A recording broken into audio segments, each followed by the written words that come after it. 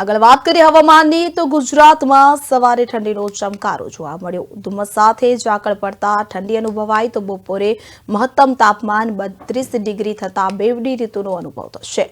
તો આપણે જણાવી દઈએ કે સવારે સ્કૂલે જતા વિદ્યાર્થીઓ વાલીઓ ગરમ વસ્ત્રોમાં લપેટાયા। 26 થી 28 જાન્યુઆરી સુધી માવઠાની આગાહી હવામાન વિભાગ દ્વારા વ્યક્ત કરવામાં આવી છે। તો ગુજરાતમાં સવારે ઠંડીનો ચમકારો યથાવત જોવા મળ્યો। હવામાન વિભાગ દ્વારા 26 થી 28 જાન્યુઆરી સુધી માવઠાની આગાહી પણ વ્યક્ત કરવામાં આવી છે।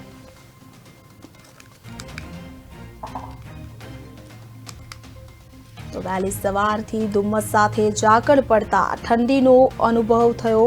વહેલી સવારે વિઝિબિલિટી ડાઉન થતા વાહન ચાલકોને પણ ક્યાંક ને ક્યાંક પારાવાર મુશ્કેલીનો સામનો કરવાનો વારો આવ્યો છે। તો હવામાન વિભાગ દ્વારા 26 થી 28 તારીખ સુધી ઠંડીનું આગાહી કરવામાં આવી છે। સાથે માવઠાની આગાહી પણ હવામાન વિભાગ દ્વારા કરવામાં આવી છે।